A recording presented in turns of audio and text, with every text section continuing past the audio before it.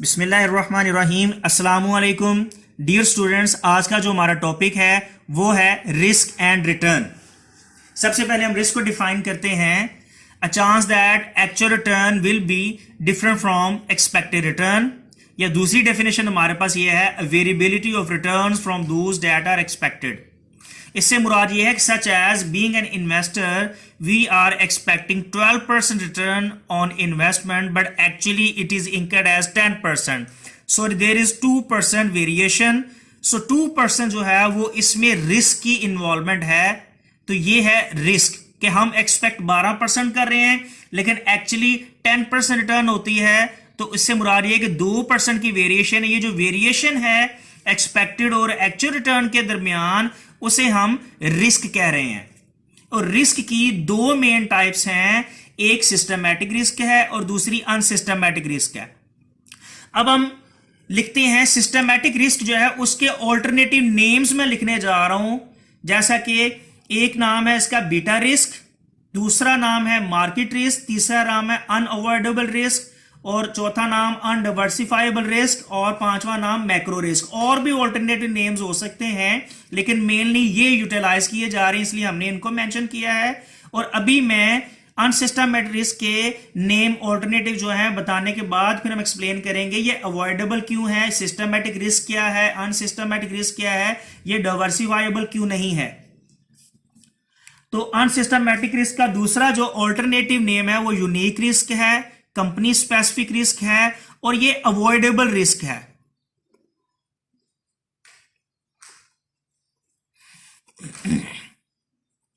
अभी हम एक्सप्लेन करेंगे बाद में क्यों अवॉइडेबल है। ये डाइवर्सिफाइबल भी है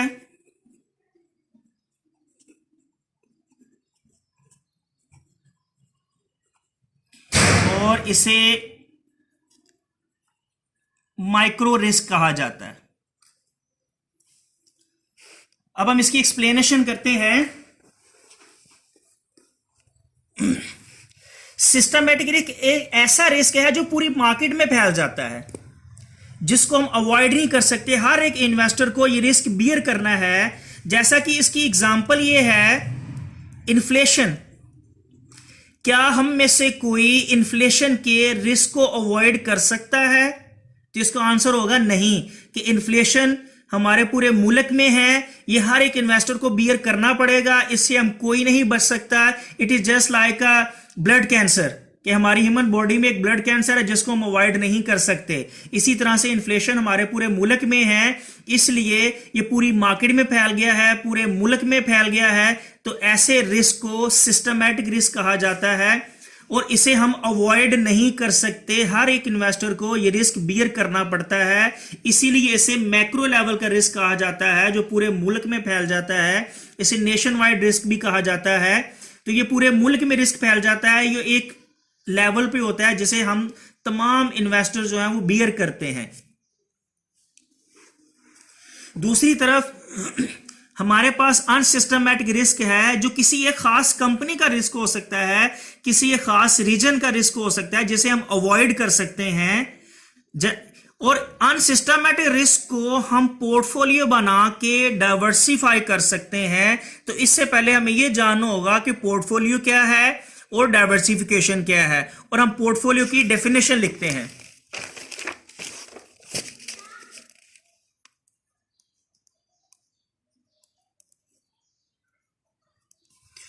पोर्टफोलियो से मुराद है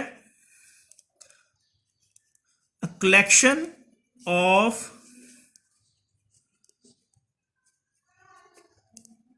different assets and securities or investment in different assets and securities.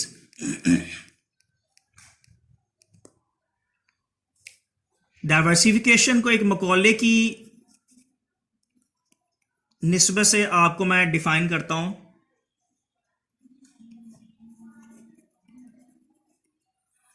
एक मशहूर मकौला है,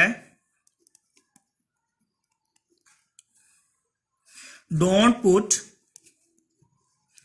all your eggs in one basket because suddenly if you drop the basket you will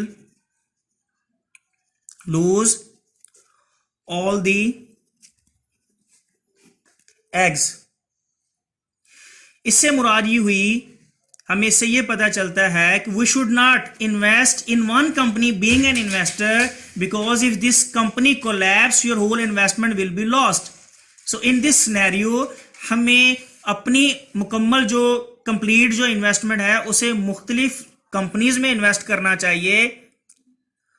किसी कंपनी के बॉन्ड्स खरीद लें या किसी कंपनी के स्टॉक्स खरीद लें, और कोई सीजनल इंडस्ट्री होती है उसमें इन्वेस्ट कर लें, और कोई आपकी 4 सीजन इंडस्ट्री होती है जो 12 मंथ ही काम करती है, जैसे रोटी, कपड़ा, मकान, आटा, दाल, चीनी, इस तरह की कोई इंडस्ट्री जो हमारी नेसेसरी गुड्स को डील कर रही है उसमें इन्वेस्ट कर लें। तो एक बेहतर कॉम्बिनेशन बना लें जिससे आपका पोर्टफोलियो बन जाता है। सच एज आपने 4 कंपनी में इन्वेस्ट किया हुआ है, ए बी सी डी, आपके पास 1 लाख रुपया है इन्वेस्ट करने के लिए, तो आपने 4 कंपनी में इन्वेस्ट किया है, आपके पास 25,000 ईच कंपनी में आपने इन्वेस्ट कर दिया। सच एज ए कंपनी में अगर लॉस हो जाता है और बाकी कंपनीज में प्रॉफिट हो जाता है, इससे यू होगा कि आप अपना ये वाला लॉस इन तमाम कंपनी के प्रॉफिट के अगेंस्ट एडजस्ट कर पाएंगे। इस लॉस को इन तमाम कंपनी के अगेंस्ट एडजस्ट करने का जो प्रोसेस है इसे कहते हैं डाइवर्सिफिकेशन।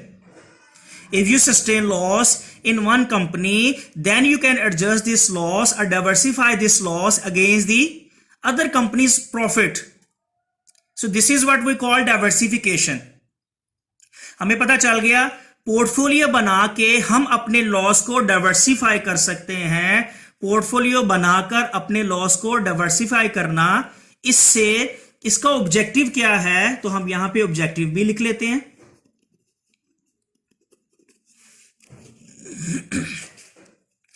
इसका ऑब्जेक्टिव है to maximise the profit and to minimise the loss. और दोबारा हम जाते हैं, अब दोबारा चेक करते हैं सिस्टमैटिक रिस्क और अनसिस्टमैटिक रिस्क की। अब हमें क्लियरेंस होगी। ये माइक्रो इन नेचर है, ये कंट्रोलेबल बाय एन ऑर्गेनाइजेशन है, ये कंट्रोलेबल बाय ऑर्गेनाइजेशन नहीं है, ये मैक्रो इन नेचर है। और एक और चीज जो टोटल रिस्क है वो आपका बनता है किसी भी इन्वेस्टर का जो टोटल रिस्क है वो बनता है इन दोनों रिस्क को मिलाकर।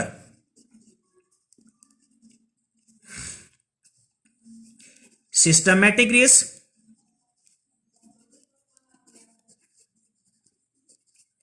Plus unsystematic risk. आप इसकी जगह पे इसके ऑल्टरनेटिव नेम्स भी यूज कर सकते हैं, लेकिन ये आपका टोटल रिस्क है। इसके अलावा हमारे सोर्सेज ऑफ रिस्क हैं, सच एज इन्फ्लेशन रिस्क है,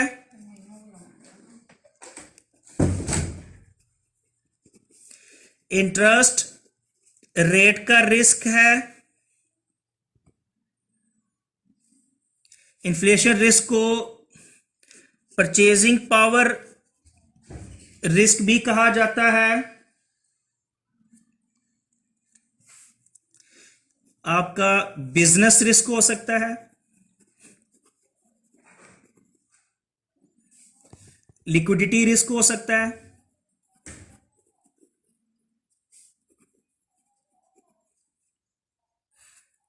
फाइनेंशियल रिस्क हो सकता है, फाइनेंशियल या क्रेडिट रिस्क, ऑपरेशनल रिस्क हो सकता है,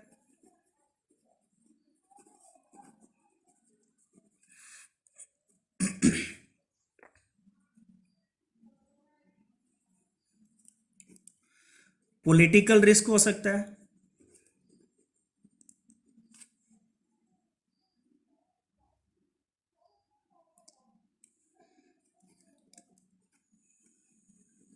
सोवेरियन रिस्क हो सकता है। तो ये कई किस्म के और रिस्क हैं, जहां सोर्सेज हैं जहां से रिस्क जनरेट होता है। और इन्वेस्टर का ना एक बिहेवियर भी होता है।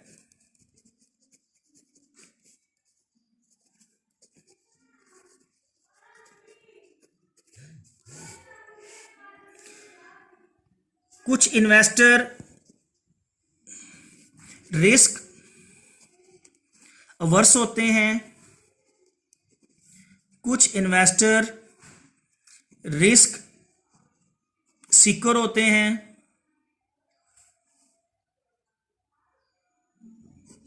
रिस्क टेकर होते हैं, और कुछ इन्वेस्टर रिस्क लवर होते हैं। और हर एक शख्स रिस्क जरूर लेता है, क्योंकि कोई भी investment without taking risk possible नहीं है। सच एज हर एक इन्वेस्टर को सिस्टमैटिक रिस्क तो बियर करना ही करना है हर हाल में, यू कांट अवॉइड इट। हाँ, हम एक मुल्क के सिस्टमैटिक रिस्क को अवॉइड कर सकते हैं if you make portfolio at international level. Such as आप अपने मुल्क के इन्फ्लेशन को अवॉइड करना चाहते हैं तो अपने मुल्क में भी इन्वेस्टमेंट कर लें और किसी और मुल्क में भी इन्वेस्टमेंट कर लें, 2-3 और ममालिक, बैरूनी ममालिक में भी इन्वेस्टमेंट कर लें। तो in that case you will be better able to diversify your domestic risk against the foreign countries risk. तो तब सिस्टमैटिक रिस्क भी किसी हद तक जो है वो वाइप्ड आउट हो सकता है, कम हो सकता है। अदरवाइज ये रिस्क कम within the national boundaries, ये रिस्क कम नहीं हो सकता। तो everybody has to take risk in order to make an investment. तो रिस्क अवर्स जो इन्वेस्टर, ऐसा इन्वेस्टर होता है जो मिनिमम लेवल ऑफ रिस्क पे higher level of return expect कर रहा होता है। सच एज वो रिस्क 6% है मिनिमम और रिटर्न वो 15% एक्सपेक्ट कर रहा होता है। तो ऐसी सिचुएशन में इस इन्वेस्टर को हम रिस्क इन्वर्स इन्वेस्टर कहते हैं, जो मिनिमम रिस्क पे हाई रिटर्न के साथ इन्वेस्टमेंट करता है। रिस्क सीकर और लवर। एक है risk taker.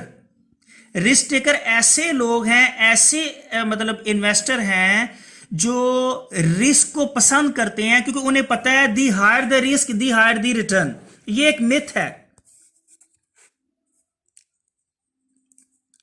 The higher the risk the higher the return. जितना ज्यादा आप रिस्क लेंगे उतनी ही ज्यादा आपको रिटर्न मिलेगी। तो ये जो रिस्क टेकर हैं ये हायर रेट ऑफ रिस्क पे higher rate of return expect कर रहे होते हैं, तो ये इन्वेस्ट करते हैं। और एक ऐसे भी इन्वेस्टर हैं जो जस्ट रिस्क जहां पे उनको मिलता है वो इन्वेस्ट करते हैं, irrespective of the return fact.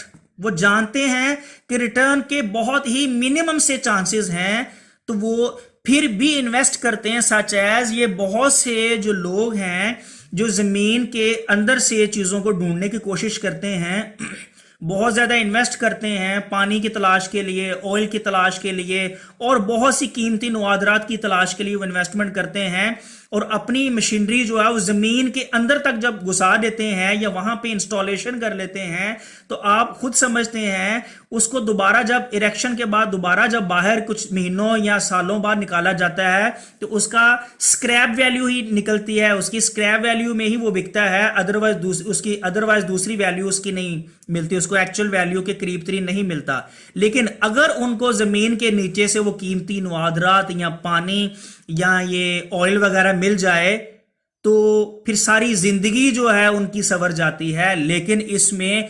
99.9% risk होता है कि वो नीचे नवादरात या ऑयल या पानी की तलाश को करना मुमकिन नहीं होता, मुश्किल होता है, बहुत मुश्किल चांसेस उसके मिलने के। लेकिन अगर मिल जाए तो ये रिस्क लवर जो होते हैं ये बहुत ही हाईएस्ट रेट ऑफ रिटर्न के ऊपर इनको सब कुछ ये मिलता है।